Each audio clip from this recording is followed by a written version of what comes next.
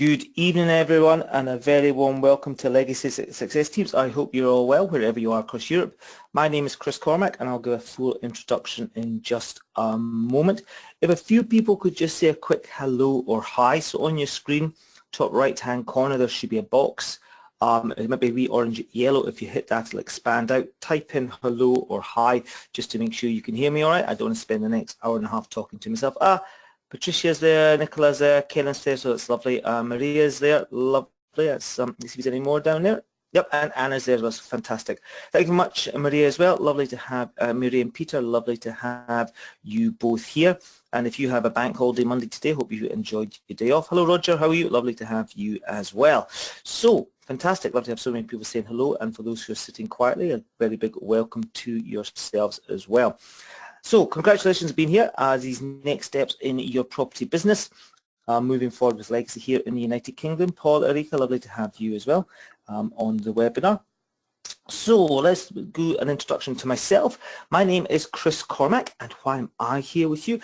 Well, I started, that's Roz and I, my wife and I, we started our property journey with Legacy back in November 2004. At that time, I was a sales manager for a software company, and prior to that, I was a restaurant manager down in London, and Roz was a branding manager for a large drinks company in Scotland. So we wanted to take control of our life, and we saw the advert and went to a 2-hour presentation, then went to a 3-hour training, and then we decided, like yourselves, we wanted further support and help, and especially with a mentorship, so we jumped to that opportunity. So we've now been investing since that November 2004. And then subsequently, I was asked in 2006 if I would be interested in becoming a mentor for the organization, and I jumped to that opportunity. So I've now been mentoring for Legacy since the beginning of 2007, initially with the UK students, the students who come through the UK training, and then subsequently coming up for 6 years with international students like yourself. So people from across Europe, across Asia, and down on Australasia and New Zealand as well. And in fact, I'm with a couple next week from Singapore, which I'm looking forward to meeting them and working with them. So I have a lot of knowledge, understanding of how and what it takes to invest when you are from out of the country. And that's one of the reasons why I do this webinar, because I have that experience as well. I don't just do these online webinars into Europe, I do them into Asia for the Asian market. And I also do them in the UK as well, so I do a good number of these webinars every week. And I'm also one of the classroom trainers for the UK market. So I'm one of the trainers from the Momentum course. That's the first course the UK students do when they come through the advanced training, like your strategy refresher, and there's one coming up very shortly in the UK in a couple of weeks. And then I also am the trainer for the Buy to Let and Property Entrepreneurship course. I do that with my good friend and fellow international mentor Arden Hanley, and we do that.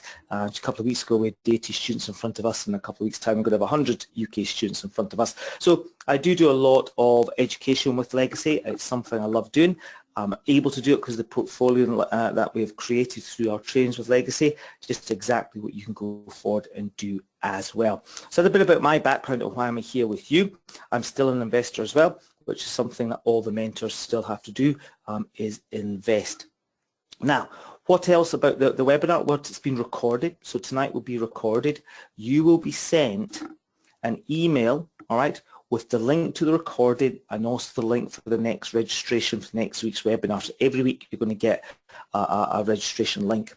Please look for that at the end of the week. All right, so if you haven't seen it maybe by Thursday, contact the help desk and just say, look, I haven't seen the link, can you resend it? But before you do that, look in your junk folder, or your spam folder, whatever your email provider calls it, and if it's there, just drag and drop it to the inbox, and that will tell the system that you want to have emails from this. All right, click it and indicate that you're happy to receive emails from that particular supplier, being Legacy. That means it'll be there. As I said, if you leave it till Monday afternoon, you can be chasing around trying to get it sorted out. There's no need to have that panic in your life. I'm also going to send you an email every week. That I'll send that to the help desk, and the help desk who send out the links to you, they will send that to you as well. And that's going to have all the pertinent information I talk about on the webinars. It's going to have any web links or stuff like that. So anything you see, web links and all that, you don't need to write it down. I'm going to email them to you so you have it, just to make life easier. And the great thing about the webinar is the fact that with it being recorded, everything is captured. As some of you may recognise, I have a Scottish accent. Ros and I live just south of Edinburgh in a small market town called Peebles in the Scottish borders, and we live here with our two sons, Innes, who's 12, and Lau, who's 11. So again, if I maybe talk too quickly, and I do endeavour to speak slowly, or you don't quite catch something, the beauty is in a classroom environment that would have disappeared, but here with it being recorded, it's all captured. You can go back to listen to it and take your own notes, and you get access to these recordings for 12 months, so lots of time to go back through and do that. If you've got any questions regarding the package that you're on, what package and what to expect from the package, any questions around property in the UK, if you contact Sheila, she can help you with that. She's International Help Desk. Even though you do get emails from the UK Help Desk with these webinars, and my apologies, it's a bit confusing, it's just the way it's set up, and Sheila can help you with that. She's not quite sure of the answer, she'll come back to us.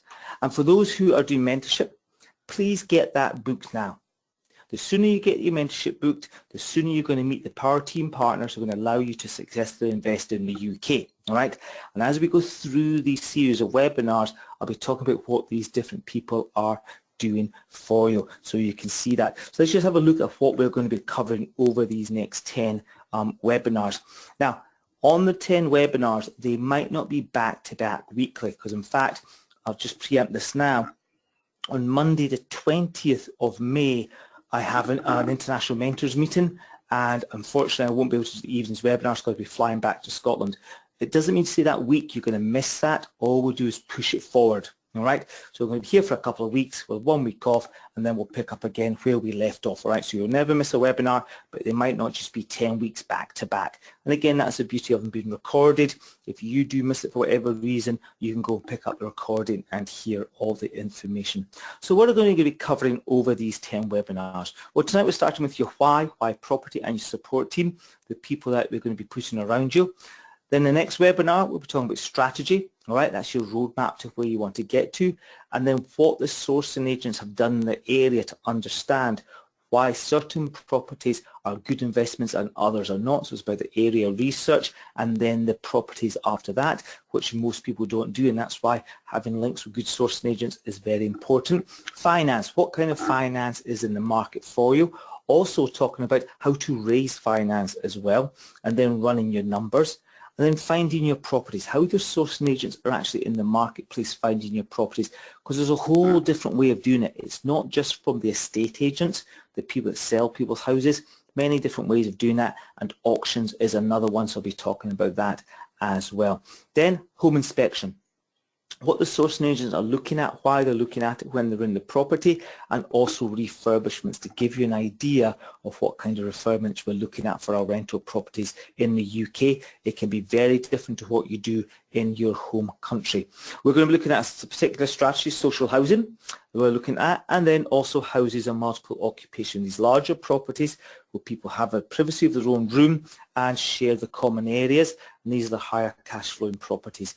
Then we look at package deals, what we call lease options. These do come up periodically from the sourcing agent, so again we're going to look at those, and then a sourcing business.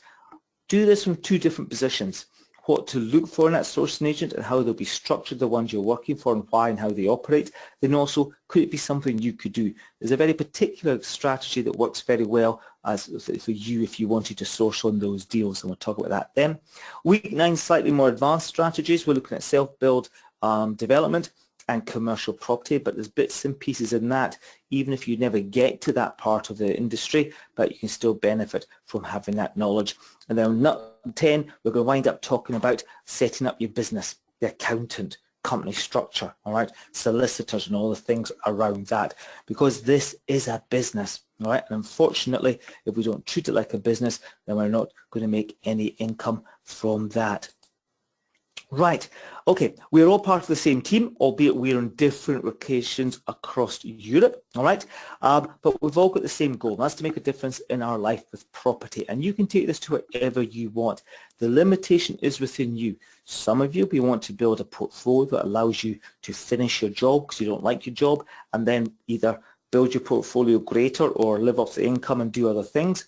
Some of you might like your job and you just want to reduce the hours you do, and it'll be the portfolio income that covers that differential. Or some of you maybe already self-employed, or you do love your job and you're looking for additional income, and we're all going to fit into one of those.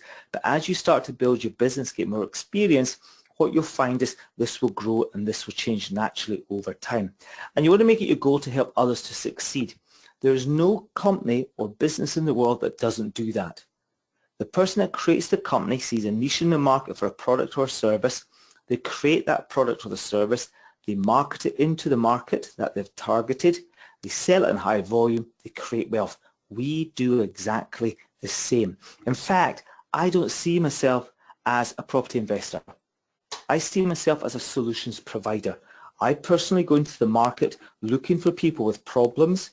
All right, I offer them a solution by buying their property. If they say yes, great. They move on. Because I've resolved the problem, they can move on in their life. I've got a cash flowing asset.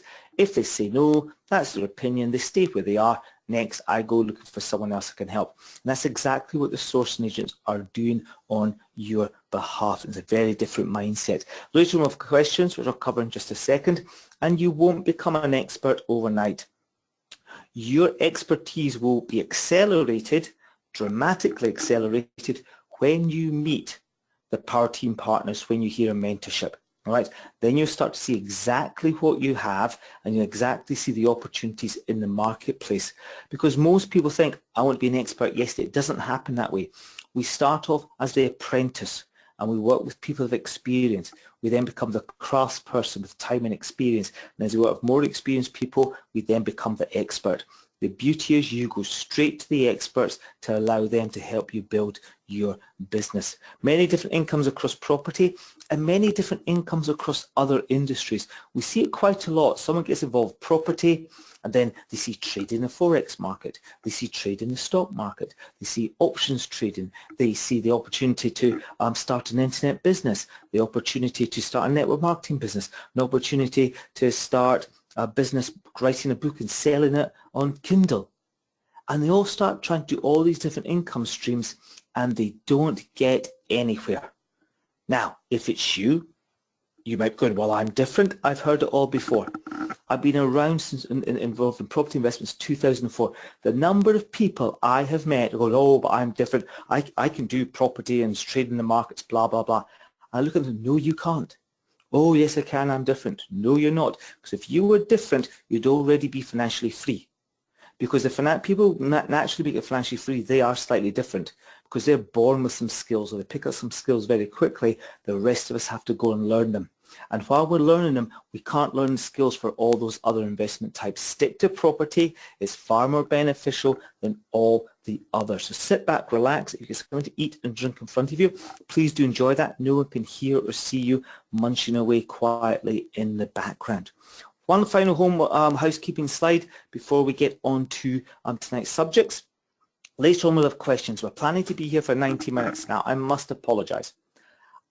I do have a bit of a passion for property and teaching about property, and I can chitter-chatter, talk for quite a long time.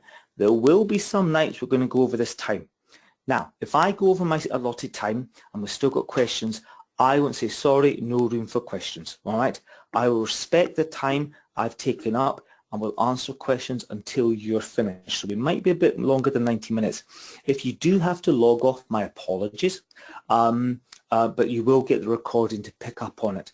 So if you have any questions, please do pop them in the question box as you go along, that box where people say hello or hi, all right? And I will answer those questions at the end, because if I answer them during the presentation, it'll just get very disjointed. So you can pop in questions as we go, or you can wait to the very end. Questions on property. I don't do personal relationship stuff or anything like that, just on property. I'll be absolutely fine. And as the weeks go by, if there's a question that keeps on popping up and you forget what it is for the webinar, write it down. Write it on your smartphone or a traditional pen and paper, wherever it is, and then bring it to the webinar. The questions don't just have to be on what we're doing that night. If there's something from a week before, whatever it is, please ask the question, because it's important to ask questions. You know, success is like a big heavy door. You have to put a lot of effort and pressure to get that big heavy metal door to swing open. It starts to swing open and people start to see some results. but then suddenly they feel as though they're not moving forward any longer. They're just treading water, staying in the same place. And that's when most people go, oh, this doesn't work, I'm off to do something else. When that happens, all you have is Mother Nature with head and hands going, oh, there goes another one. Because what we have when you're at that stage, you don't feel as though your business is progressing any further, you need to go and ask some questions. Go and ask some questions, get the answer, action the answers, and then you'll start to see the metal door opening. Because Mother Nature's put a little wooden peg behind the door, testing you. How much do you want this? And that's what people don't realize.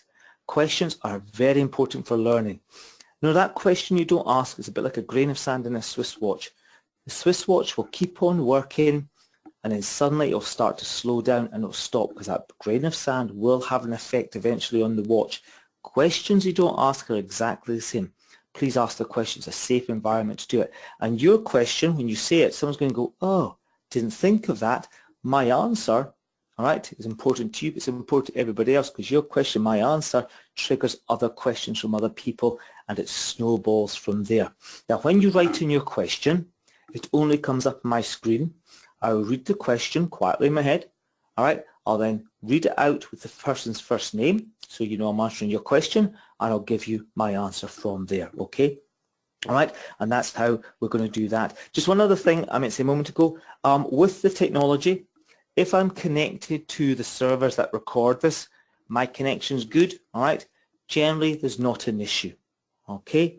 If you've connected and it sounds a bit scratchy and a bit broken up, I'd ask you to log off and log back on. All right?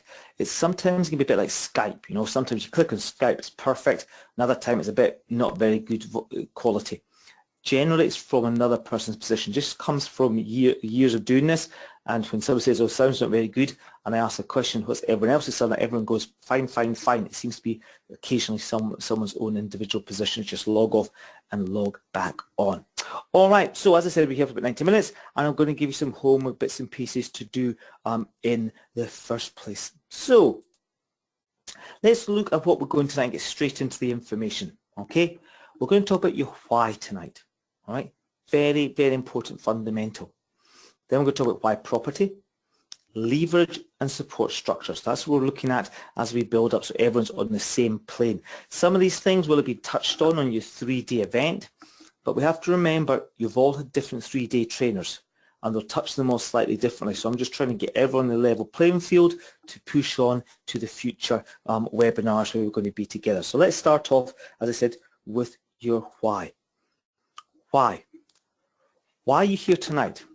Why property? Well, I haven't met you. I don't believe I've met you, all right? But I all know you have a why. How do I know that? Well, simply because you are here. Because when Rose and I went to that first 2-hour presentation, we had a reason to be there. So it means you had a reason to be there. You went to the 3-day training, all right? You got lots more information, and you're offered the opportunity to come to the UK in a mentorship. Your why, your reason took you here as well. You're here tonight. What is everyone else doing in your town, the city, the country you live in? Are they getting education? Are they getting information on investing in property? No, they're not. They're doing what they do because they're not sick and tired enough of what their problems are to make a change. We're all sitting on a pain, and we're going to take hold of that pain and change it.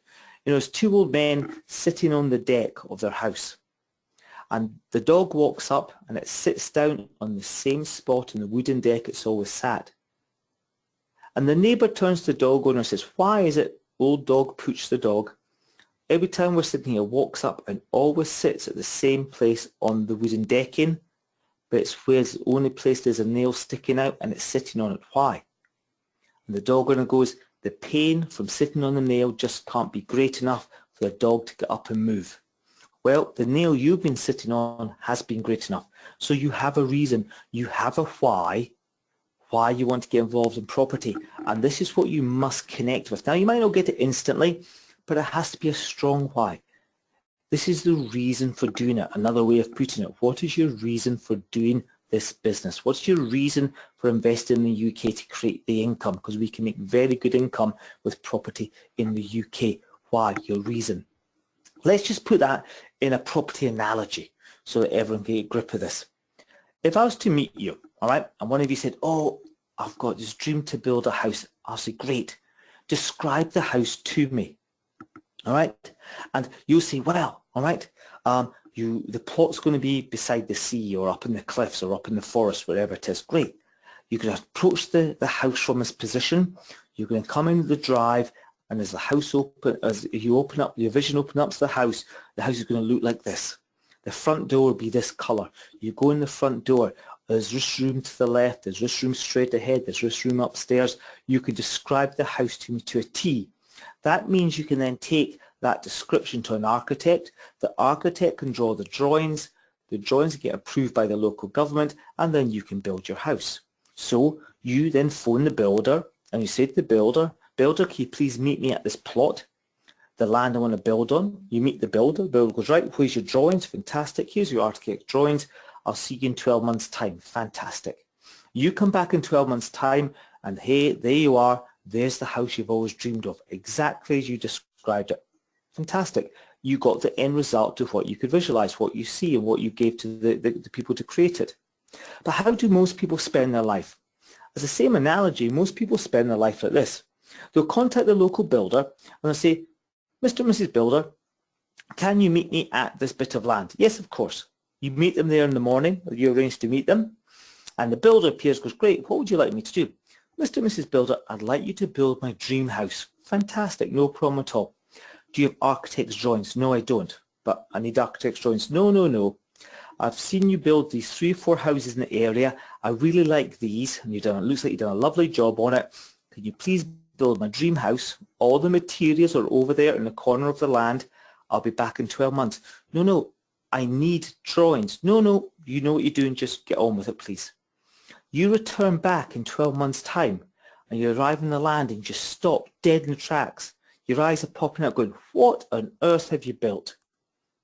And the builder just stands there, shrugs their shoulders and go, what do you expect? You never gave me any drawings, a plan to build what you wanted. And that's how most people spend their life.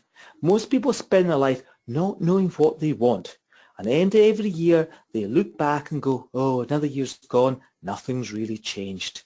They just flip-flop their way through life, hoping that things are better.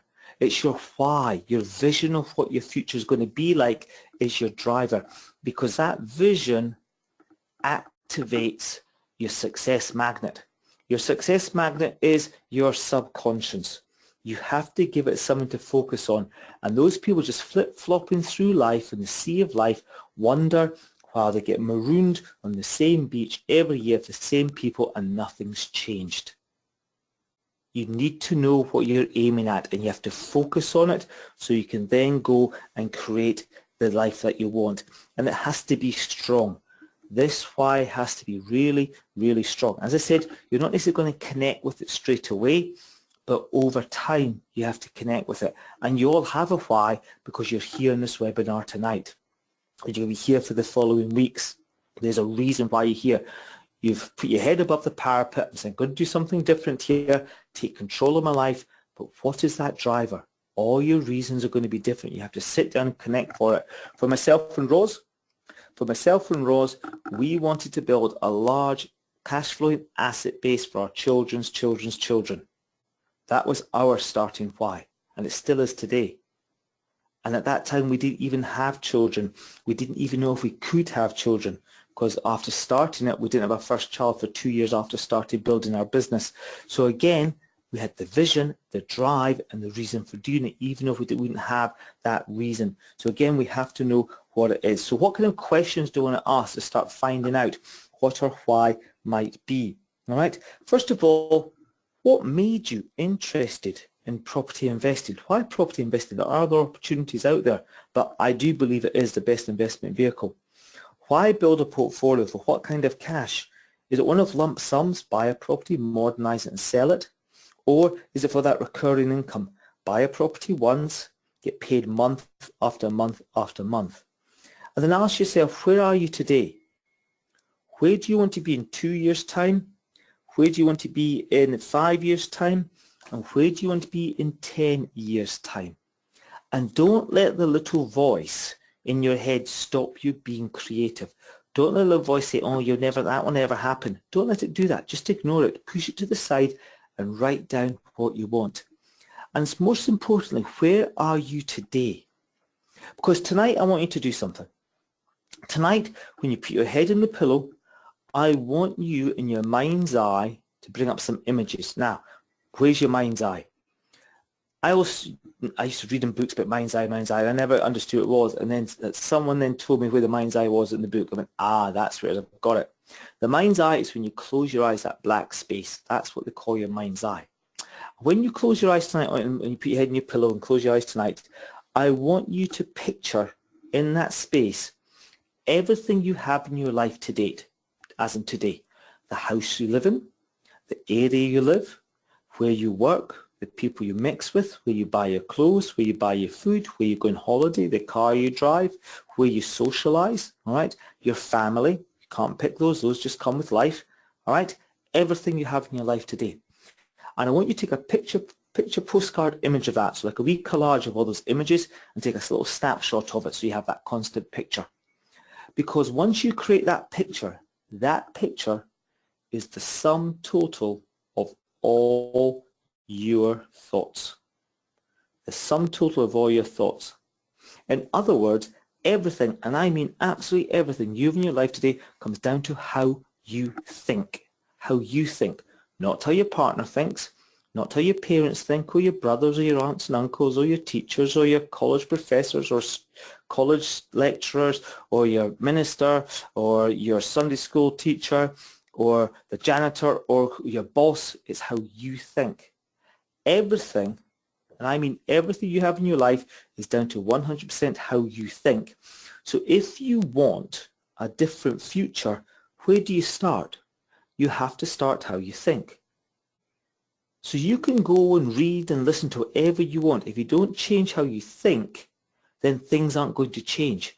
And if you can get hold of that nugget, you're going to watch your portfolio grow all the faster. Some people get it, some people never get it, and some people eventually get it. You have to start changing your thinking, because if you don't change how you think, nothing around you is going to change with that. And to help you with this, I'm going to send you in my email, all right, an ebook, all right, and I'm also send you a recording of the ebook as well, all right. Now, I'm sending a recording because in today's lifestyle, it can be easier to listen to things. Also, it's in today's modern English, because the book, As a Man Thinketh, by James Allen, it was written back in the 1800s, right? This gentleman's foresight was phenomenal, and that's why the title is As a Man Thinketh, because back written in the 1800s. Yes, today, if he wrote it today, it was As a Person Thinketh, but that wasn't the world in the 1800s, all right? It's a 29-page ebook. It's not long, but some of the style of English is very oldie-worldy. You all want to read or listen to that at least once, ideally twice, before the next webinar. And I don't know any excuse why you can't. Especially if you can download it, you can listen to going to work in the car, from your phone, or on public transport with earphones in, or if you're in the house doing housework, all right, you can all listen to that recording. It is such a powerful little book. And for those who have read Napoleon Hill, Think and Grow Rich, as you all should have read it, then you start to go, now I know where he's got a lot of that information from, and he's built up around it. All right, so again, I'm going to send that to you. What other things do you want to ask? All right, do you want to give up your job? Okay, and if you do, what would that feel like? What will it feel like that first morning you wake up without an alarm clock? What will that feel like? If you can bottle that, it's a very strong essence to get you to take the action. Now, why do we have alarm clocks? The alarm clocks are Industrial Revolution inventions. Prior to the Industrial Revolution, we all worked the land and were self-sufficient. We looked after ourselves and our family. But then, of course, the Industrial Revolution, we had to change society's mindset. Right? Those who started the big factories and all that had to get more control over the people to make them turn up for work in time. That's exactly what it is. It's a tool to get you out of bed, to work up, to wake up in time, to get out of bed, to get to work, so you can keep your job. So ultimately, what you want to have on that alarm clock is the date of when you're going to throw the alarm clock out the window. All right? That is a focus. Get rid of the alarm clock, because naturally You wake up when you're meant to wake up. Now, does that mean Roz and I don't have an alarm clock? No, we have an alarm clock. We've got 2 boys. We haven't get to school in the morning. You know, for those who've got kids, why is it Monday to Friday when they go to school, you have to get them up, what the alarm clock does? Come the weekend, no alarm clocks, they get up anyway. Right? When you want to sleep in, it's just the way it is. But again, we want to focus on getting rid of that industrial revolution invention alarm clock. And if you can feel the emotion of what it's going to feel like the first day, you can do that all the better. And if it is to give up your job, what kind of income are you going to need to replace your current job income? We'll talk about more of that next week. All right? Then how much time have you got? All right? We've all got the same amount of time, 24 hours, and time is everything. It's what we do with that time. So it's delegating the time that we require. So start thinking about that. Then how will I know when I've achieved my strategy? Again, I'm going to give you some planning tools for that in next week's webinar to help you putting that together. And this why is going to be your driver, because motivation will not build your portfolio. You know, the motivation you felt after that 3-day event, how long did it last for until life came and grabbed you again? All right? Because motivation is like an espresso. You feel tired, I have a quick espresso, boof, you have a wee perk up when the caffeine hit, and then it wears off again. That's what motivation is like. We need deeper than motivation. All right? It is the why that takes us all the way. Motivation alone will not do it. Motivation is just a shallow, quick hit of energy, but then anticipates off. Again, we need that longer, deeper motivation to do that. And what helps us around this? Well, we need to have some goals as well. Not everybody's a big fan of writing goals, and there's a number of reasons for that. All right, so let's just look at some reasons for it. All right, first of all, fear of failure or fear of success. Well, if I tell my family and friends I'm doing this and I don't make it, what are they going to think? I'm a failure. Or when I do make it, will they speak to me? Will they still like me? What's their attitude going to be to me? So again, people struggle with that. Fear of rejection. All right. Oh, when I speak to that sourcing agent or I speak to an accountant, all right, what are they going to think of me starting out? Can I really do that? Or speak to a friend about angel finance. What are they going to reject me and tell me to get lost? All right, go away. These are the things we have to do. We don't grow up in an environment. In the UK, we're not very good. In fact, it's a bit of a global thing unless you're American. We don't really do much with goals, all right? And there's some reasons for that. And this is why we don't really teach it. But the main reason why people don't do goals is mainly around to this fear of what other people think. But let's nullify that. It's not what other people think, all right, the fear. They've got the same fears. So that first time you pick up the phone and speak to somebody, they've got exactly the same fear. If it's an accountant or the sourcing agent, whatever it might be, they've got the same fear. We're thinking, oh my golly, what do they think of me?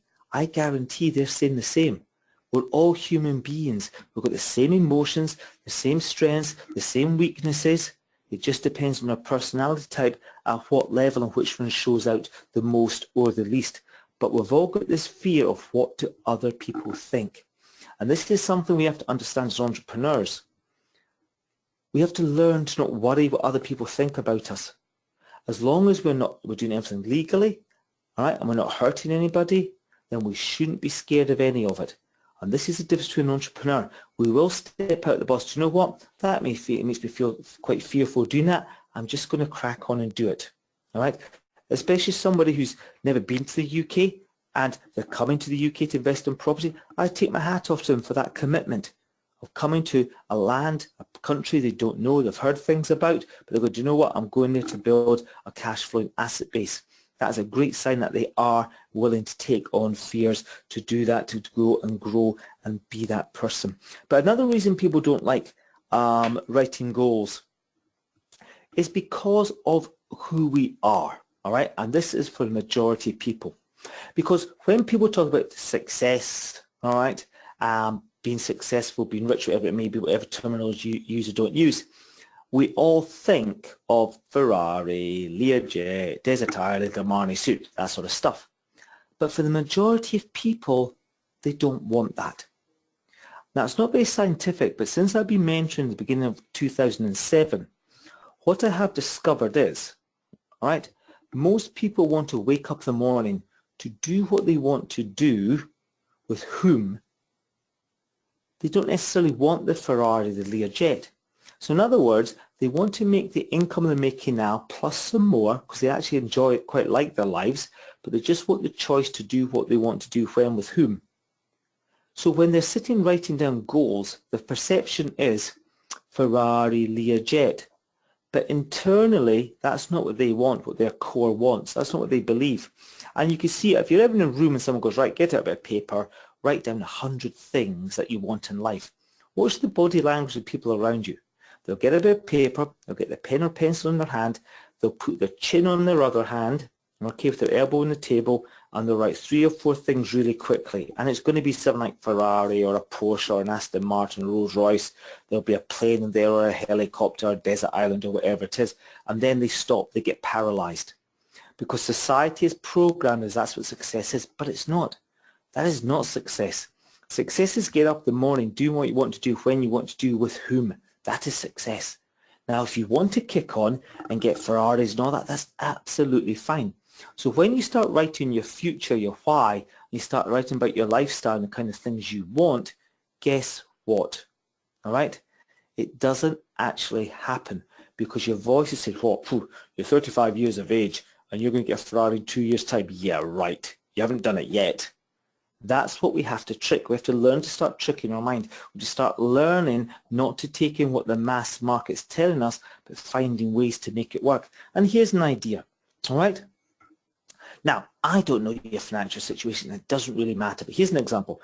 Let's just say you wanted to take your family to the cinema every month and go for something to eat afterwards or before. Okay? But you've never actually been able to do that because by the time you get your salary and all the costs come out, you can only do it maybe once a quarter, once every 6 months, but you'd like to be able to do it every month. So why not make that first income producing asset, that first income producing buy-to-let in the UK, if whatever it is, if it's a family buy-to-let or an HMO buy-to-let, whatever it is, that income, let's say you make £150 from it, so a family buy-to-let, £150 a month, you can take your family, I'd imagine, to the cinema every month to watch a film and get something to eat on £150, okay? All right? That means month 2, that money's there as well because you've still got the property, still giving you income. And this is the difference. This is not like a salary. When you've done the work once, you get paid again and again. That means you can, if you want to take your family every single month to the cinema, you can. Oh, what does that do to your thinking? Belief. All right, what's my next one? Right, in fact, I've always wanted to go for a massage every week or every month, but of course the family budget doesn't allow it. Okay, property number 2, that's for the massage or whatever it is. Property number 3, that's for that. And all of a sudden, your belief starts to build, your confidence starts to build, and then you can say, there I can see my Ferrari. So instead of putting the Ferrari first, put it last. Put the small achievable things. Another one's time. We've got a lot of UK students going, I don't have enough time, what can I do? Well, we all get 24 hours a day. Some of us create time and some find they don't have time. So the example I give in the buy-to-let and the momentum course is, let's say on average, someone spends 20 hours a month cleaning their house and ironing the clothes. All right, would they like the 20 hours back? And of course everyone goes, yeah, of course we'd like 20 hours back. I said, this is what you do. That first or second buy-to-let, I usually make it the first buy-to-let, all right, let's say it gives you, I don't know, just pick £150 a month, okay? I said, is there anyone in this room who cannot get somebody or 2 people in to do their cleaning and their ironing for £150 a month, all right? Most of them go, yeah, we can do that. There you go, you just now got 20 hours back. I said, but the problem is going to be your mindset. Because most of you, even if you make £150 a month, you will not go out and get someone to do your cleaning and the ironing because you are fearful of what other people will think about it. Oh, check them out. Who do you think they are? Having someone cleaning their house and blah, blah, blah. Since they've got into property, they've really changed, blah, blah, blah. This is where it comes to, you've got to change your mindset. So everybody says they want their time back. But when I give them a solution, all right, a property solution to do it, I don't think that many people do it. because what they think. And this is the difference between the ones who are successful. We are prepared to change this thinking. I do not mind what people think about what we do in our life. That's their thinking, that's their choice. As long as whatever I do is legal and not hurting anybody, what they think about me, their choice. I've got no qualms with that. And that stops me from stopping myself doing what I want to do and what I need to do. And it's important we all pick up on that and we start moving that forward. Because things to change, it's up to you. No one else can change your life apart from you. You know, you can start tonight, you can start tomorrow morning. Tonight you're going to have a routine of how you close down your house, for example. So you turn off the telly, you put the cat out, you turn off the kettle, you go upstairs, you do your teeth, you come back downstairs, bring the cat back in, up to bed, read, and then lights out, sleep. All right, now that may or may not be anything like your routine, but we all have routines. So think about it. Every single night you do the same process. Change it. Do something different tonight. Why not put the cat out, go upstairs, read first, then do your teeth, then turn off the kettle, and then bring the cat in, or whatever order. Start to change it. Tomorrow when you go to work, you've been going the same way to work for years. You walk out the house, you get into every mode of transport, you get to the end of get onto the pavement, you turn left to the bus stop or straight ahead to the underground, or you drive out and turn right in your car, whatever it is. Do something different.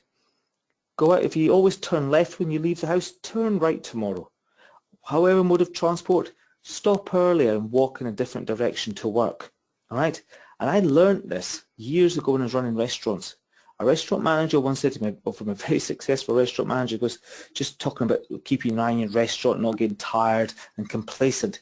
He said, Chris, when you approach the restaurant, do you always go same way? Yeah, I said, I do. He goes, so you always approach work from the same angle, yeah? And you see the same things when you start. He goes, right, you have to change that. Because when you're going into that restaurant with that same mindset, you're going to run it the same way. If you come to your restaurant with a different approach on different days, you're going to work with a different approach. I'm looking at him and goes, just try it. And I started, and I did. I started to see different things from approaching the restaurant. I'd go into that restaurant that day, if I was approaching it differently, I'd approach the day in a different manner. And from that date, I always made sure, when I was working in the restaurant industry, I always approached my restaurant with a different approach. All right, I'd come from the back and on one side, the next day I'd come down, I'd walk down another road and approach them another way, because it always made like a new start. I'd see things differently. Start to do it. It's up to you. We have to start making these changes because we are people of habit and we have to move that, and it's our environment that creates these habits. Why property? Cash, money, the end. That's it. Oh, Chris, that's a bit crass. It's a bit in our face. You know what? I'm not one of these people who grew up going, oh, I've always loved property and all this and the next thing.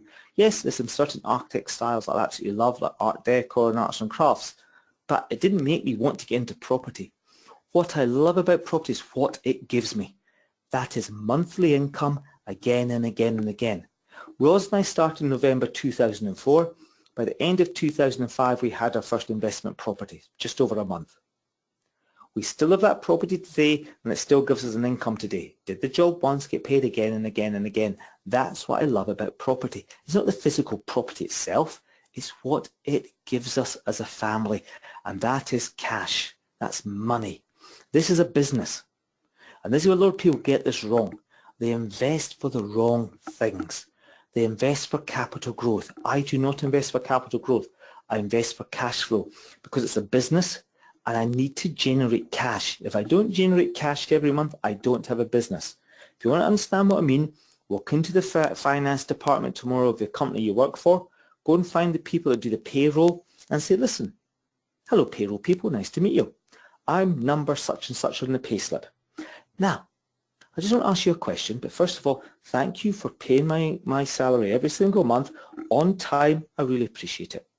Tell me, that money you pay me, is that from future capital growth of the company, or is it from monthly turnover cash flow?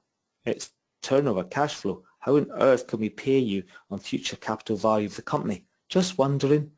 Try going to shops and buy food for your family for the month and say, oh, by the way, I've got no cash left. Can I pay it on future capital growth of my property? No, you can't. I need the cash, please. We don't do credit here. Why do people invest in property for future capital growth? It's ludicrous. It just does not make sense. It's absolutely bonkers. We invest for cash flow. Each property in your portfolio is like a small corner shop. All right? The money coming in the till every month has to be greater than the money going out, right? Or you close the corner shop. That's what we're doing here, all right? Each property standalone cash flowing asset. Otherwise, we don't have a business, and it's about the money. Now, if anyone feels uncomfortable about that, uncomfortable with money, you need to find out why. You need to look deep inside and find out why am I not comfortable with money? And it'll be down to your childhood programming. Let me give you an example. A couple that, excuse me, a couple that I worked with many years ago. She was a phenomenal entrepreneur, maybe one of the best I've met. She saw an opportunity and my golly, she ran at it and she built businesses. But once that business was built and they're getting success, making money, it collapsed. That money went and got into big debt. Started another business, built that business, it collapsed into debt. And this was a recurring theme. Now, just before I went to a mentorship with her, or with them, she was the driver and he just followed along like a little puppy dog. And I was speaking to them about the mentorship coming up. And I came off the phone from speaking to him. I said to Rose, my wife, I said, oh, we've got money problems here. This is going to be fun. And she goes, how do you know? And so I spoke about the language she used and the body language on the phone and just the hums and haws and all that. So I said, I'll find out a mentorship. So on that first day with them, I targeted certain questions and prodded and pushed around money at different times of the day, so it wasn't obvious I was. And yep, driving home that evening for the mentorship, I was formulating in my head how I was going to approach it the next day because there was a problem. So on the next day, I knew I had to attack it very early on, so I came up with how I was going to introduce it. So I introduced it, and it literally was direct saying, you've got a problem with money. I was that blunt with her. She looked at me and goes, no, I haven't. I said, you have. And she goes, what makes you say that? And the way she had tone and questioned me was, deep down she knew it, but she was quite surprised no one had said this to her before. I said, let me explain why. And I went right back to her language patterns and how she was putting things together, speaking to me, and her tones and body language on the phone, right down what she said to me the day before. I said, am I correct? She goes, yeah, you are. I said, now, tell me, upbringing, what was the atmosphere in the house? And she goes, well, the atmosphere in the house came from two different positions. She said, first of all, work-wise, my father was very traditional, what we used to call working class, that we were poor, downtrodden. It wasn't our fault we were poor. These greedy business owners, employers, and blah blah, and the unions were trying to stand up for us, but they weren't doing enough, and us poor people. So it's very much poor working people. All right, foot on their head by the nasty property business owners. There was that going on in the house. And then from a religious side, the church that they followed was very much around, it is humble to be poor. It's righteous to be poor. It's not good to have money because it's frowned upon and God won't let you in heaven and all that sort of stuff. So from a young age, she had all this verbal communication going into her. And she said, so now when I do have money, I feel very guilty. And she goes, that's why it goes. Money is like, if you can imagine money, money is a flow. And when people get salaries, they believe that flows constantly on. They don't learn that there's a tap to manage that flow. So if they lose their job, the money is gone. When you start to earn your own money, you realize there's a tap and you start to learn when to turn the tap off and on. And she, even though she was making money, she left the tap in full flow because she hadn't learned it, because in her head, her upbringing was money was bad, all right? And you're a nasty, cruel person if you've got money. So again, if you feel uncomfortable with money, you need to ask why. I'm not saying it's because of the reasons I give there for that particular mentee, but you have to ask why.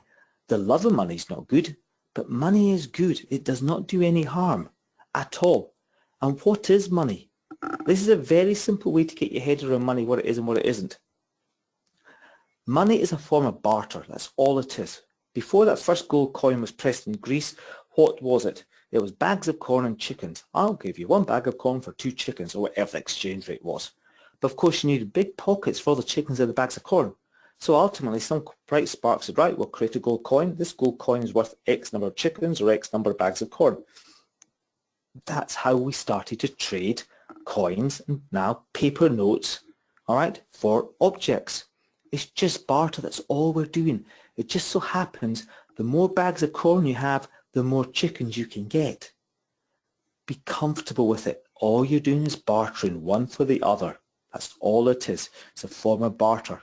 So tomorrow, when you open up your purse or your wallet for the first time, have a look inside and have a wee smile on your face, looking at all those chickens running around those bags of corn. It's a very simple way to become comfortable with money. But if you're struggling with it, you really have to dig down and ask, what is the programming that I've been positioned with to have these beliefs?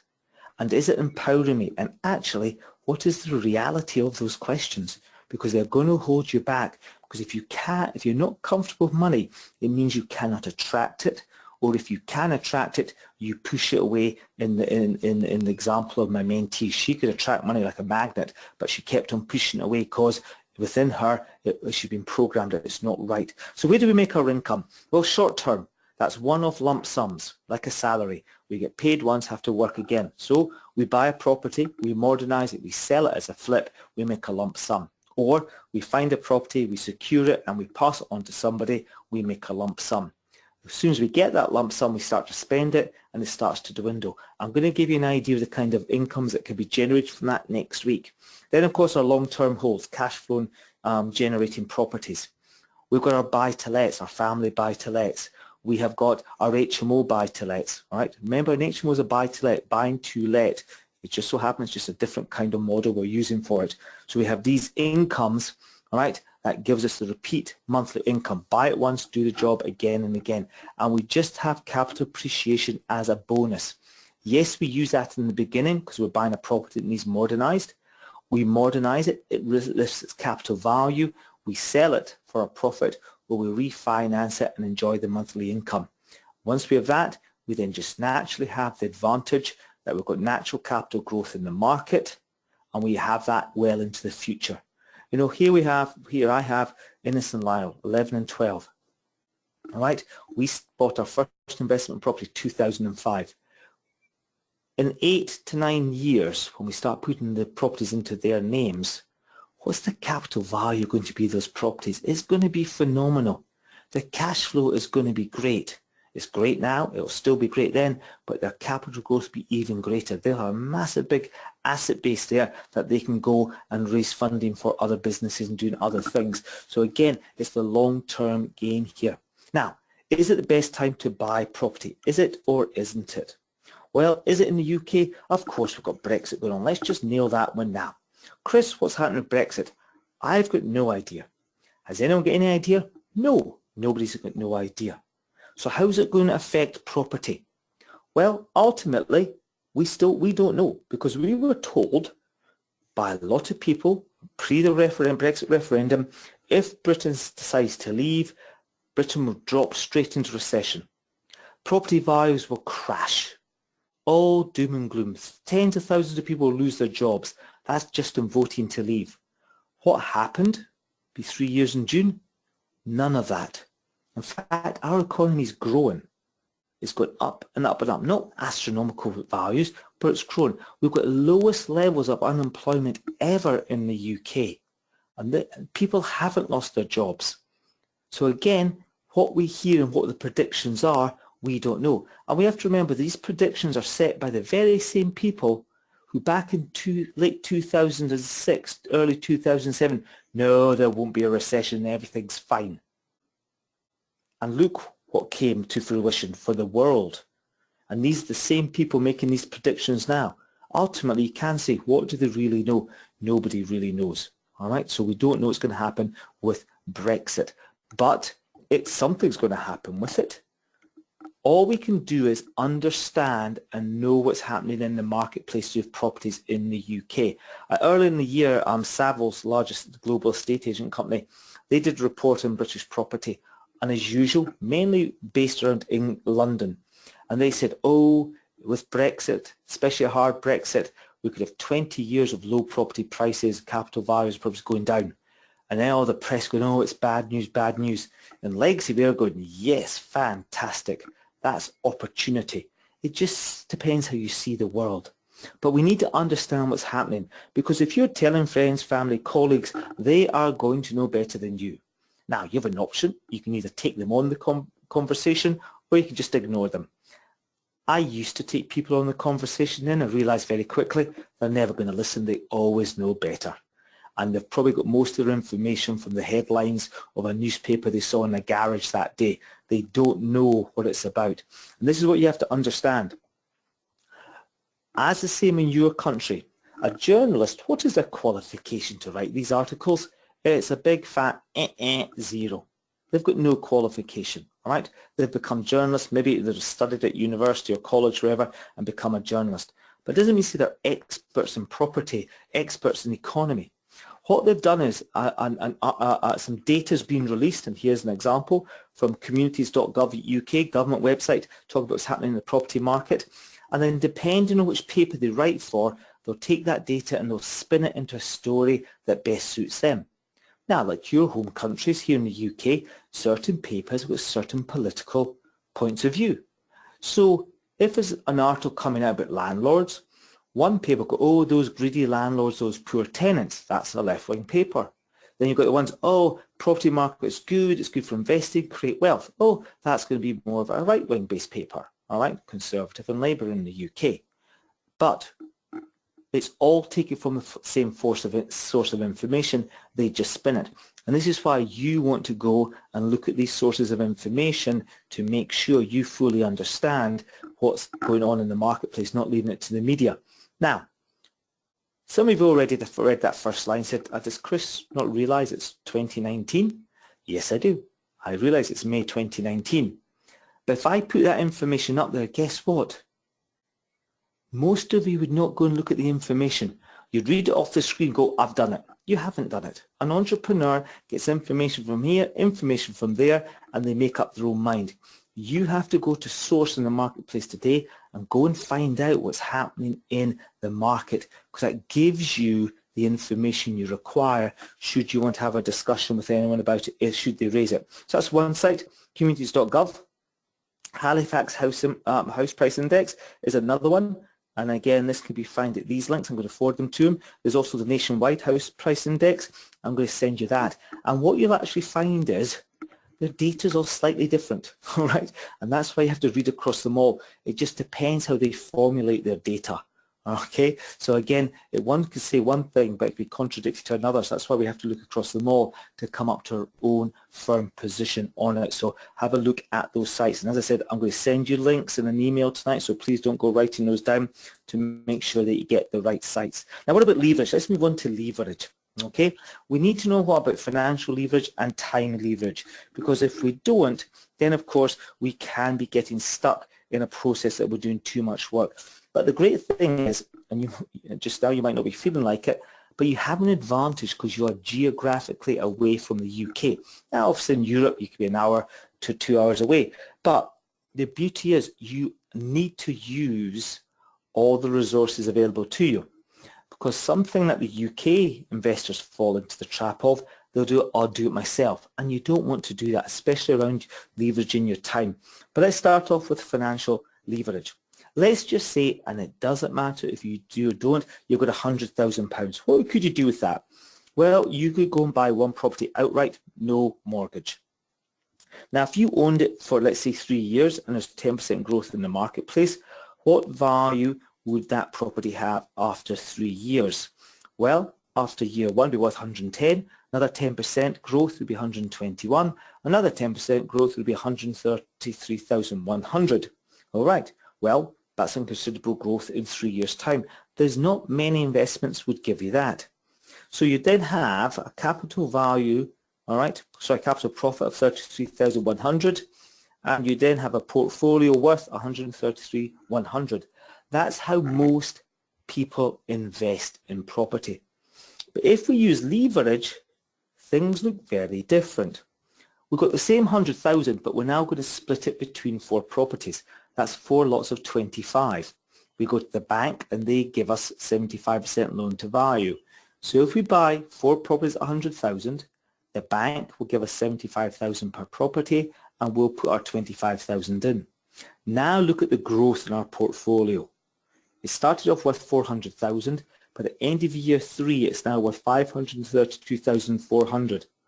That is almost 100,000 great, sorry, let me go back. Sorry, the capital profit is now 132,400.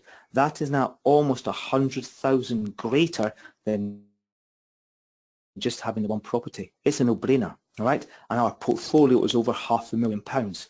What else does it do? It's going to give us more income. Also, it's spreading our risk. So I just got the one property and something happens, like there's a leak in the ceiling, there's a flood and the ceiling collapses. It's not common, but it can happen. Then what's the situation with that? I've got no tenant. They've had to move out. I've got no income. If I've got 4 properties and the same rare incident happens, I've still got income from 3 properties. So it makes sense to do that.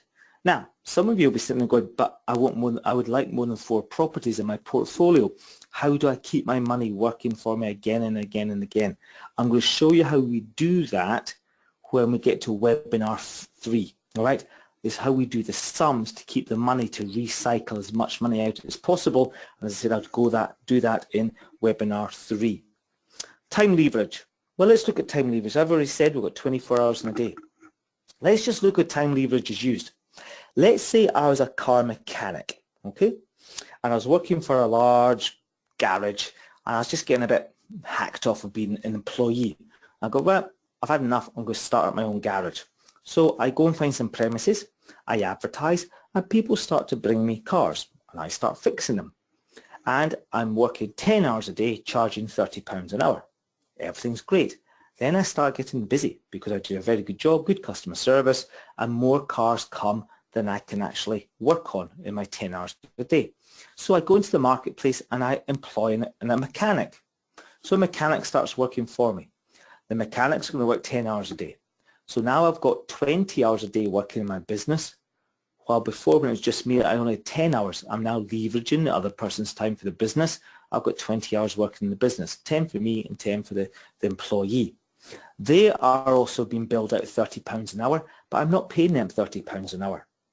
I'm paying them £15 an hour.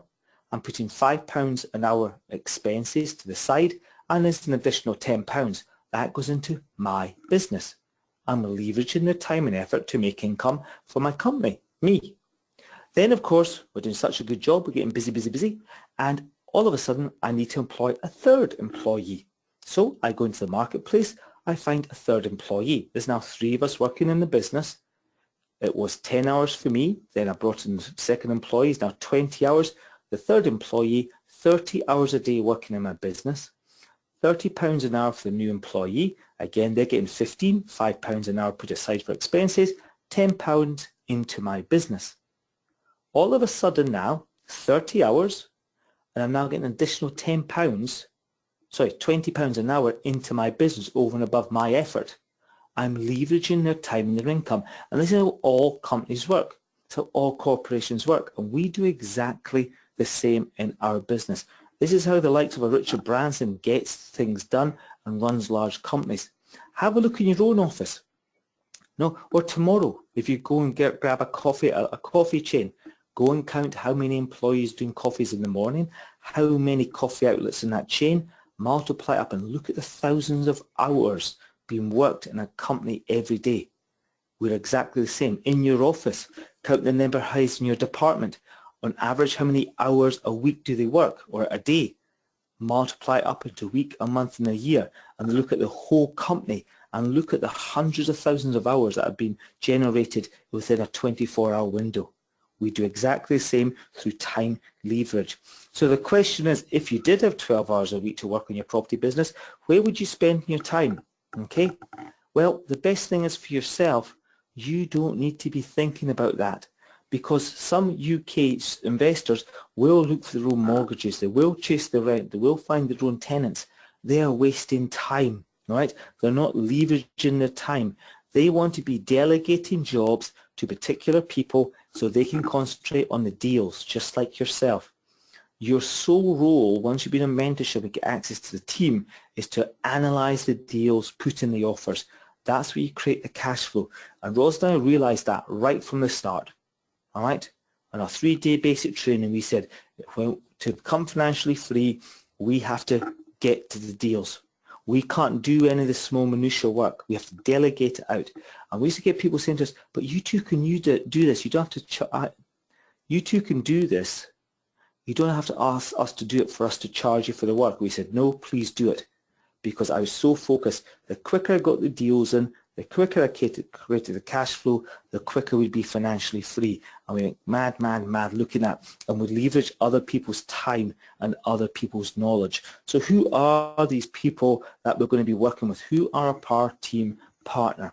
Well, you want a mentor, somebody who's been there, done that, and is still doing it. All right? Someone's got a proven track record. They can help you shortcut, all right, the issues, shortcut your growth from their experience. I said active investors. Be careful out there. There's many non-active investors. Let me just give you some stats from the UK. In the UK, something like 1.2 million landlords. Most of them have got 1 or 2 properties. They're not professionals. They're amateurs, accidental landlords. They maybe inherited the property, or they got it many years ago because their financial advisor told them it'd be a good thing to do for their pension, or they're a couple and they moved in together but they're holding on to the other flat to rent it out as an investment. All right, so again, there's all these different things. And even within people within legacy, not all of them are active. And if you're part of a WhatsApp group, whatever it may be, just be careful. A lot of the stuff in these WhatsApp groups, because we hear what goes on, even though we're not in your home countries, we get feedback, it's just nonsense. And usually what we find is the people who are really active in WhatsApp group, they're not doing anything. It's the quiet ones you don't hear from. They're the ones who are ignoring the WhatsApp group and they're just out building their business for their family's future. So just be very careful and sense test what you're actually hearing. And make sure people are goal orientated. Again, all around us where people say, oh, you can't do that. Why not? Yes, you can. I've had that in deals, all right? Okay, there's one particular kind of deal structured for the first time, and it was where the owners of the property had agreed to take so much of the purchase price now and take the rest of it in years ahead, all right? Okay, it's delayed completion, you can call it, or seller finance, different ways depending on what books you read. And when I took this deal I discussed and agreed with the sellers of the property, the first solicitor said, no, you can't do that. I said, why not? Well, you just can't do that. I went, nonsense, must be a way. I went to another solicitor, no, you really can't do that. In fact, I don't know if that's legal. I'm like, oh, go away. And I then found another solicitor. I went, yeah, we can do that, no problem at all. This is how you structure it, blah, blah, blah. If I'd listened to the first 2 solicitors, I would not have been able to give that family a solution. But because I kept on looking, knowing that there's going to be a way to do it, legally structured, I found the right solicitor. They said, right, that's how we do it, and they were happy. And whenever I did that first one, because I had belief in it, I started doing more and more of them. Again, goal-orientated people. If someone's world is a glass half full or half empty, be wary who's out there. Professional people, people who are involved with property. You know, there are accountants out there and they don't have any clients to do property. Why would we want to work with them? Solicitors, are they property-based solicitors, or do they do a little bit of everything, divorce, corporate, etc., and residential property?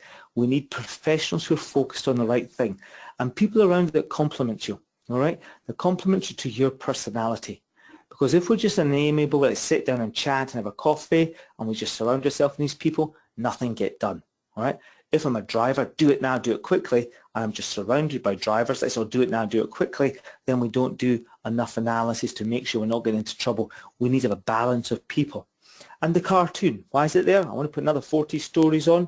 If you build your foundations right and have the right power team around you, you can build your business to whatever size you want. You are that only limitation. But it's making sure you have that right team around you with the right emphasis around that. So let's go and look at the kind of team you're looking to build over time. Well, for a lot of these, you'll be introduced to them when you are on mentorship. And for yourselves, the hardest part of building a portfolio is finding the property deals. That's what the sourcing agents do. The sourcing agents are in the market looking for high demand deals, deals where they know you will find tenants, because they're not interested in finding a deal and giving it to you and saying, oh, by the way, all right, this will be good, and then you get it and it's not what you thought it was going to be because it wasn't good. You're never going to go back to them. They want that repeat business. And of course, when you get the property from the sourcing agent, you need someone that can do the refurb. The sourcing agent knows that person. You need somebody who's going to let the property out. The letting agent knows that person. If you can do a flip, you need an estate agent to sell it. The sourcing agent knows that person. The sourcing agent knows all these people in the area. You're going to need solicitors, all right? Solicitors to buy and sell your properties. Now, on buying a property in any town or city in the UK, go to 3 different solicitors. They'll all charge you different prices. It's not structured in the way some countries may say that's what they can charge you. It's a free market. Some might charge you £950, some might charge you £1,000, some might charge you £1,200, right? They charge what they believe their clients will pay. The cheapest is not necessarily the best. The most expensive isn't the best, right? It's down to that personal relationship. On average, we're looking around £1,000 for a property to be bought for you in the marketplace. And we're not looking for that small legal firm. We're looking for a good sized legal firm, and the solicitor, they spend most of their day buying and selling properties for their clients. If we want some specific forms from them, then we can do that, but we don't often use these, okay? Then a valuer and surveyor, somebody who can give the sourcing agent a heads up. So again, the sourcing agent have this contact, so should there be a potential issue with the property, the surveyor can go and look at it. All our properties in the UK, any finance that is raised to buy the property, the surveyor will go out on behalf of the bank to look at the property. These are professional people who've been trained on how properties are built and what issues are, and they give resolutions of how they can be fixed, all right? So anytime you go to a bank asking for money through the mortgage broker, the bank will put a surveyor in to check the property. If you're buying with your own cash, 100% your own cash, that can be your cash or angel finance cash, you also want to put in the surveyor. You never buy anything without it being surveyed, right? Again, it will be the sourcing agent that has that local contact. Builders, tradesmen, all right, depending what you're doing in the area, again, these are going to be your electrician, your plumber, your joiner or carpenter, your painter, decorator, your roofer, your gardener, all right? All these different people, again, the sourcing agents have these contacts in the area for whatever kind of deals that they source. So if it's 8 licensed HMOs, they will know the people that can do all the fire safety within the property and all the certification for it. So again, they have all these contacts. It is not left to you to go and find these contacts. Letting agent. Again, a good, reliable letting agent, the sourcing agent, will know who these people are, okay? There's a chance they've got their own portfolio with that letting agent because they want you to have a good experience, right? And again, they're buying property based on what the letting agents are indicating are in demand, and they need to be local. The letting agent has to be in that local market. So as you're building your portfolio, you can have different letting agents in different parts of the country, and there's nothing wrong with that. Estate agent, okay? Again, the sourcing agents will use estate agents to find deals, but if the deal uses a flip to sell it, then they'll know which estate agent is good within that marketplace. Because what we find in the estate agent industry in England and Wales is the fact that certain brands attract particular clients. So if it's a 3-bedroom family home and it's with the wrong estate agent, it might not sell. If it's the right estate agent, because that's where all the families go to buy the properties, that's where it wants to be. So it can be in certain markets as close to that. Finance brokers, all right, we need to get a finance in place, a mortgage broker. You'll meet a mortgage broker. You want one that specializes in international finance, all right? You'll meet one when you come on mentorship. They have to be able to look at the whole of the market, and they have to be able to offer different styles of finance. So it might not just be to buy one property or refinance one property. We're looking for people that can maybe bring a group of properties together and finance them all. Again, as a specialist lending, it's not standard buy-to-let lending, where we hear some students going, oh, I'm going with such and such a mortgage broker. Why would you want to do that? In fact, I had this the other day from one of my own mentees. They said, oh, Chris, we're looking at this mortgage broker. I said, well, I don't know them. They're probably promising you can do it, but I guarantee they'll never be able to do the job and get better prices and figures than the one you met on mentorship. They came back a few years there. Yeah, I've spoken to both, and who we met on mentorship, they've got much better deals. Yeah, because we introduce you to them because they specialize on lending for international investors, while the other brokers that you may be introduced to through your sourcing agent, whatever, they're just mainly doing buy-to-let mortgages for residents of the UK, and are two very different markets. And we'll talk about that in webinar 3. Then, of course, the accountant, right? Being an accountant who has got experience in property investment, all right? An accountant is a bit like a doctor. They study to be an accountant and they talk about general accountancy. Then when they go into practice, they specialize in certain areas. Now, of course, one accountancy firm can specialize in a number of areas, which usually they do, but they generally don't specialize in all areas because there's so many different tax nuances and allowances from different industries that they're going to specialize in maybe 3 or 4 areas. And one of those specializations for your accountant needs to be in property. Okay, and again, you'll be introduced to an accountant when you're here on mentorship.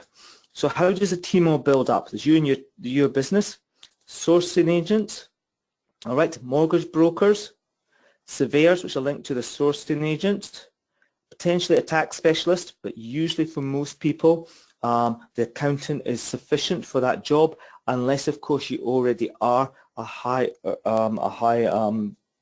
wealth person already, that you've got high income already. Then with other companies, we could take you to a tax specialist. Conveyancing solicitor you'll require, the tradesman for refurbishing the property, a property lawyer. Now the difference between the property lawyer and a conveyancing solicitor, a conveyancing solicitor is just trained to buy and sell houses. If there's anything with legal documents that they're not sure about, they then go to the property lawyer and they look at that. Personally, I don't bother with conveyancing solicitors. I just use property lawyers because if there is an issue, they know what they're doing straight away and there's not going to be any confusion over the paperwork around that. All right, letting agent, and then of course the accountant. These are what you will need in your team to build your business in the UK, and you'll be introduced to them when you're here in the UK. Now, some bits and pieces I'm going to want you to do. All right, start desktop research. Area where you're going to have your mentorship, okay? All right. Now, it doesn't have to be where you're going to have your mentorship. Just because that's where you have your mentorship doesn't mean to say that that's where you are going to be investing. Pick an area in the UK, and just because you pick that area, again, it doesn't mean to see where you're investing. There's over 30 sourcing agents across the UK covering all different areas, all different property types and styles. But pick that area, all right? And then in that area, go to Rightmove and Zoopla, review the rents and review the selling prices. What have properties sold for already in those areas? You don't have to contact anyone. This can all be done on the internet. And then look for potential properties. So if you see an area and it seems to be 2-bedroom terrace houses that's in demand for rental, then go and look in the market to see what properties are there, just to start getting a feel of UK property types, because they vary across the UK like they do in your country, and they're probably going to be very different potentially to what you have in your country. So look to see what's there, and then see what letting agents and estate agents are there on the marketplace. All right, okay. Again, not all countries have got big letting agents the way we have. It's a very mature business in the UK. The letting agent business, there's a lot of letting agents out there. Just have a look in the area. Again, you don't have to contact them, just see what's online, just to start getting a feel of what and how the UK property market operates here. All right, because it could and will be different to your own place. Now, on the site, I do have to write these down. I'm going to send you these websites, okay? So I'll send you these links for you to go and have a look at. So I'll email them to you, okay? The second bottom one, SSPC. In England and Wales, most properties are sold through estate agents. In Scotland, they're not. They're sold through solicitors. Okay. Now, those first 2 websites, Zoopla and Rightmove, Rightmove is the most common site that people put their properties for sale on, and that is used in Scotland between Glasgow and Edinburgh. when you get further north, most regions use the Solicitors Property Centres. All right, so you need to look at that SSPC website if you're looking for properties in Scotland in conjunction with Rightmove. And as I said, I'm going to send you these links in my email. So let's have a quick reality check. So we'll go down with a quick drink of water. Excuse me. True wealth happens over time. This doesn't happen yesterday. Anything worthwhile doing takes time. Yes, you can create a lot of wealth in property, but most people think, oh, I'll look at 3 properties, get 3 yeses, and it's going to change my life. It won't. I guarantee it won't. Okay? It takes time, it takes tenacity. But we live in a world I call the Google world. Everything yesterday. You know, when I was a kid and there was a football match on, and some of you relate to this, and you got up in the morning and you ask your parents, did you see the news? What was the news and what was the football score? Oh, I didn't see. I didn't know the score. I'd either have to wait till I got to school or wait later that day to see the news, whatever it was going to be. Today, though, my kids can get up in the morning. What was the score, Dad? Push straight onto the phone. There's the score. Don't even need a newspaper. Don't even have to turn the telly on. Instant gratification. This is bad because we think if it hasn't happened yesterday, then we've failed. You know, you see these adverts. I've seen them on the internet. I used to work in a warehouse until 30 days ago. I did a stock market trading program, and now I make 100,000 a month. What a load of rubbish. That is impossible. I've yet to meet someone who trades the markets who said, yeah, you can do that. They'll go, no, that's impossible. All right? But that's the kind of images we are marketed to. The reality is it takes time, effort, patience, and tenacity. Because property is not a get-rich-quick scheme. It does take time. But anything worth doing is worth doing taking time. I never understand when I meet people and say, right, I've been working so long, I want to be financially free in 3 months' time, and I've got £5,000 to invest. It ain't going to happen. It isn't going to happen. It takes time to build it. Big, strong foundations, understanding the processes, understanding how the market works with help of the team. Then you can start building income. But it takes time. And bargains are everywhere. The scarcity mentality we live in because of the controls we have around us. All right? There is an abundance. There is abundance of money. There's enough to go around. You know, we hear in the newspaper, the rich are getting richer. Well, we can all get some of that because there's plenty of money out there. Properties, there's an absolute abundance. People say to me today, but is there enough properties in the market? There are stacks. I used to think the same when I started in 2004. I'd hear people go in a news agent, what? An estate agent, I'd hear them say, oh, as a buy-to-let. And I'll look at, oh my golly, what have I missed? Then I started to realize they don't know what they're doing. All right, because I would never buy that. That just does not cash flow. Okay? And then from there I started to realize, and then as I was in the market, I started seeing things were selling, things were coming back on. I went, oh, they never dry up. New properties are on the market all the time for sale. There's this consistent flow. Like everything in life, there's a consistent flow. It's how Mother Nature works. So I realized there's an abundance. And then what happened? I stopped worrying about the ones I missed. I started to see more opportunity because I wasn't living in the fear of loss. There is an abundance everywhere. And when did I start? When did Rose and I start? 2004, up into the crash of 2008, down through that, still buying in the marketplace. It doesn't matter what the market's doing. If you follow the system and the process set out by Legacy, you can still make money at all times in the market. And embrace delayed gratification. Give up things now for more of it in the future. And again, that's what people aren't about to. No, I can't give up that because, well, don't create wealth then. Give up things. Roz and I totally disappeared from our social sphere in Edinburgh when we started doing this. And then when we got a momentum and a business started to build our results because we created the momentum, we reappeared. And I was like, where have you two been? Have you don't been getting our messages? Yeah, we've been a bit busy. What are you up to? Building a property business. You're doing what? Because we didn't tell people what we're doing. We didn't even tell our family. We just cracked on with it. And they start saying, what are you two up to? You're changing things. What's going on here? But because we were prepared to give up things for more of it in the future. I mentored a young couple years ago, and they'd done a lot of good property deals before they came through Legacy. And on the mentorship, I sat down and said, so, I've been intrigued to meet you, all right, from reading our conversation, reading the information. You obviously done some really nice deals, done some really good flips, made some good money. Where's all the money gone? And they looked at me, and then they put their heads down, and they went, Vegas. I said, sorry, I can't hear you. Las Vegas. I said, are you saying Las Vegas? They went, yes. Las Vegas, Nevada? They went, yes. With looks in this little sparkle in their eyes. They went, do you like gambling? They went, no, we love boxing. I went, what? If you met this couple, you'd never believe they're into boxing. They love boxing. I said, okay.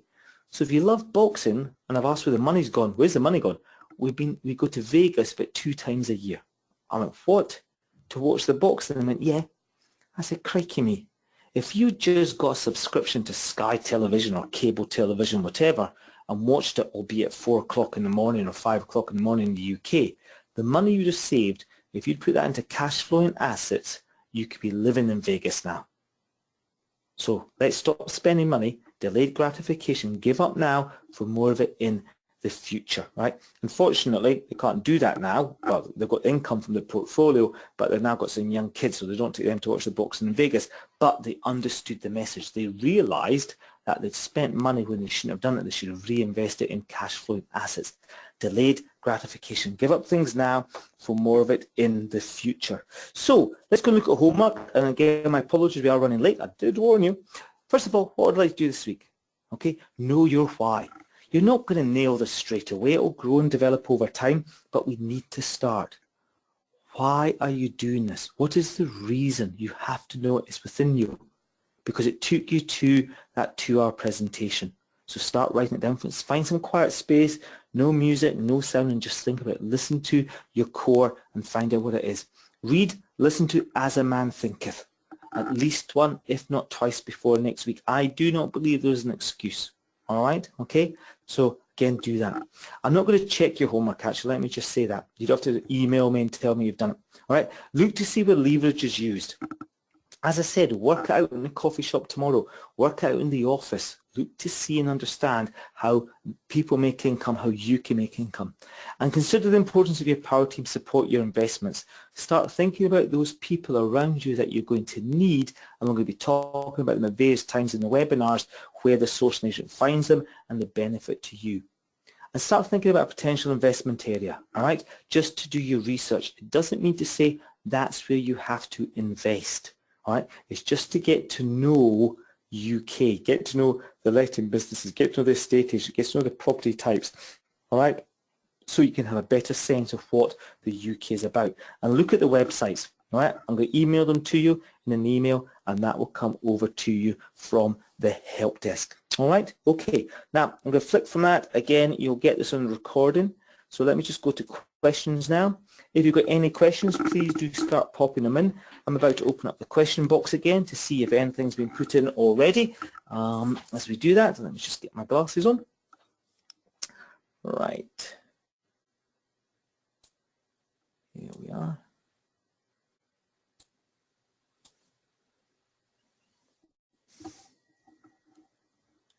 Okay, it's just some of the people saying hello. Maria, thank me in advance for the email. Absolute pleasure, Maria, no problem at all. You get an email after every single webinar. Okay. All right, if anyone's got any questions, please do pop them in. Nothing's come in yet. And I will then answer those questions, which will be beneficial to everybody. Okay. All right. So if you get any questions, please do pop them in.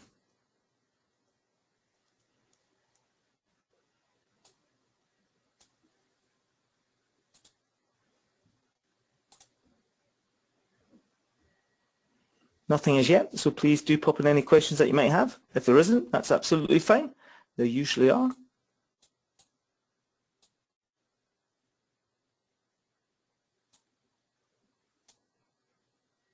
Okay. All right, nothing at this moment. Well, let me just have a cover of what we're going to go over next week. Okay.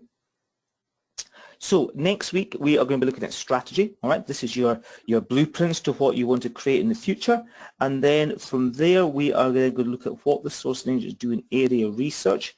From that area research, what they're looking for in the properties, and it's once they get the area research where they know what the demand is, and then they know which property is going to focus on. So I'm going to take you on their journey, what they do, so you understand what the sourcing agents have done in that area to find out. Because some areas, great for buy-to-lets and HMOs, but might not be so good for flips. Another place might be really good for flips and buy-to-lets, but not HMOs. So there's different combinations, and they are talking through the research, how they do that to find that information out so you understand what they're doing on your behalf. Okay, Maria and Peter have no questions for right now, and we're very pleased to listen to you, Chris. Thank you very much, Maria. And Peter, it's very kind. Let me have another quick question come in. Anna's asking, at our mentorship, do we get help to find all those people we need in our party team? Yes, Anna, you'll actually be introduced to them. All right, so over the 3-day mentorship, you'll be introduced to all the power team partners, so that when you leave the UK and you go back home, you'll have access to everybody you need to build a very successful cash flowing portfolio in the UK. All right, so you're not going to be left on your own to go and find it. I had a couple beginning of the year, and when we're talking about the sourcing agents in some detail, and this look of relief came over their face and said, what have I just said? Because a wee aha moments happened in you. What was it? And they said, we've just realized that we don't have to find the painter, decorators and the electricians. I went, no, you don't.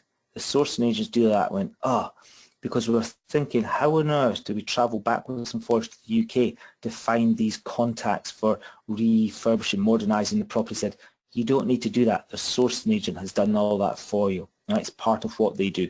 Okay, so yes, you will meet all the people you need to build your business in the UK, Anna. All right. Next question. Maria saying, thank you so much, and we look forward to receiving your email and also to listen to you next week for your strategy session. Absolute pleasure, Maria. No problem at all, Maria and Peter. Okay. All right. Has anyone got anything else? Is anything else? Please do pop them in now, and I'll get back to. I'll answer those. If not, we'll leave it there. Okay. Well, something's coming. Nicola's asking, would I say the flipping is currently difficult because of Brexit? Yes and no. I won't leave it at that. Okay, so yes and no. Okay. In certain parts of the country, yes, flipping can be harder because of Brexit. All right. Now, even without Brexit, flipping can be harder in some parts of the country than other parts of the country, depending what's going on in the local economy. Flipping is the one part that we do want to understand what's happening in the economy, because while one area might not so good for flipping, another area can be good for flipping. So there are areas across the UK that flips are absolutely good things to do now, while there's other parts of the country you won't. So let's take London as an example. London just now the property prices are going what we call soft. All right, they're not selling, and people are having to drop the prices. Now, a lot of this is because it's the capital, and even since the 2008 crash, property and prices in London have still slowly gone up. It's only now that they're absolutely come to a standstill and people have to drop the price. And that's purely because in London, they're talking themselves into a Brexit recession. All right, oh, it's doom and gloom, doom and gloom, doom and gloom because of Brexit. Because within London, none of them, it's not true. A large proportion of them did not want to leave because they've got so many ties to Europe with their business. Outside of the UK, we're like, look, we're just sick and tired of this now. It's London's yet again is making it a London issue. Can we not just move on and get on with this? All right. So you can still do flips across the UK, and this is the importance of your sourcing agent. If you say to the sourcing agent, oh, you're in this area, I want to do a flip, and they say to you, flips don't really happen in this area just now, or if they do, they're in that one neighborhood, so I need to look, but they won't pop up very quickly. You need to listen to that local knowledge because they know what's happened economically in that area and where the flips are good and bad. While you go to another source agent, oh yeah, I can find your flip. What kind of profit do you want to make? Okay, to make that kind of profit, your entry level purchase is this. If that's too expensive to start with, we can go to an entry level here, but your profit's going to be slightly slower. So there are places in the UK where flips work. It all comes down to that local knowledge of the sourcing agent. And I'll go through that next week, how they know what works and doesn't work in the area from the area research and the processes they go through. So please don't take it as a blanket that no, you cannot flip in the UK today. You can flip in the UK today, and the sourcing agents find those deals if they work in their area as flips. All right, okay, so it's like anything, and even before Brexit, even for the financial crash, when we started investing in 2004, some areas were great for flips, other areas weren't. So it's very much area relevant with some obviously economic impact or news impact what's going on. Okay, all right. So yes, you can do flips in the UK even with all the Brexit unknowns going on just now. And you know, I'm speaking to people across Europe here. Brexit seems to be the only thing on the agenda in Europe, and we know it's not. Okay, there are different issues going on across Europe. All right, we've got economic issues in certain countries of Europe. There's some unrest in other countries of Europe. We've got the European elections coming up where they believe there's going to be a swing of up to about 30% of the new MEPs are going to be from the newer people's parties with their particular political views, generally right wing. So we're going through a period of change just now across Europe anyway, and it just so happens the Brits have chucked in the Brexit into the agenda. But even if Britain was not going through Brexit, there are still major issues, economic and social issues going across Europe. Europe is changing, all right? And with or without Brexit, it is changing. And we just have to look and try and understand those and fit our lives around those, but most importantly, see how it's going to affect our investments. But the UK is a small island. We've got a high population, and we don't have enough housing, so there's always demand on our housing. I mean, if you look at the landmass, I think Britain fits twice into France. I think it's about that. It's maybe not quite twice. Our population is about 10 million more than France. So we've got a small landmass, high population, and we've always got demand on our housing stock. And also culturally in the UK, we're brought up from a young age to buy your house. All right. We were never originally a nation of renters. Now there are more renters because of the housing costs. So rentals very much high demand. So again, just some different triggers and dynamics that go on. Not worse or better, just different. Okay. All right. Okay. If anyone's got anything else, please do pop that in. Otherwise, we will leave that there. So just to reconfirm, next week we're looking at strategy, area research and property, and I'll go through it from the sourcing agent's point of view so you fully understand what they've done and why they say what happens, what works in the area and how that all comes together. All right, that looks like everything. Thank you very much for those questions. Fantastic. Guys, it's absolutely brilliant having you here. I'm looking forward to working with you over the coming webinars. Look out for the email from the help desk, which has got the link for next week and the link to this recording. And then look out from the help desk for an individual email from myself with all the bits and pieces on the webinar. As I said, in 2 weeks' time, Monday the 20th, unfortunately there's no webinar because I am at an all-day mentors meeting, but we'll get back together on the 27th, which will be webinar 3, so you won't miss webinar 3, it will just be delayed. I will put that as a note at the bottom of the email this week and next week, just reminding everybody that that's the situation with that. My apologies for that. So thank you very much. Great webinar. Looking forward to next week from Patricia, and thank you very much from Nicola. Absolute pleasure, guys. All right. Thank you. Very interested in help from Anna. Thank you so much for this very interesting and informative evening. Kind regards from Maria and Peter. Absolute pleasure, everybody. All right, guys. Have an absolutely brilliant week, and I look forward to speaking to you all week. Absolutely fantastic having you here. And look forward to speaking to you in the weeks ahead. And you never know, mentoring some of you as well. Please do contact the help desk and get your mentorships booked in. Thanks now. Bye.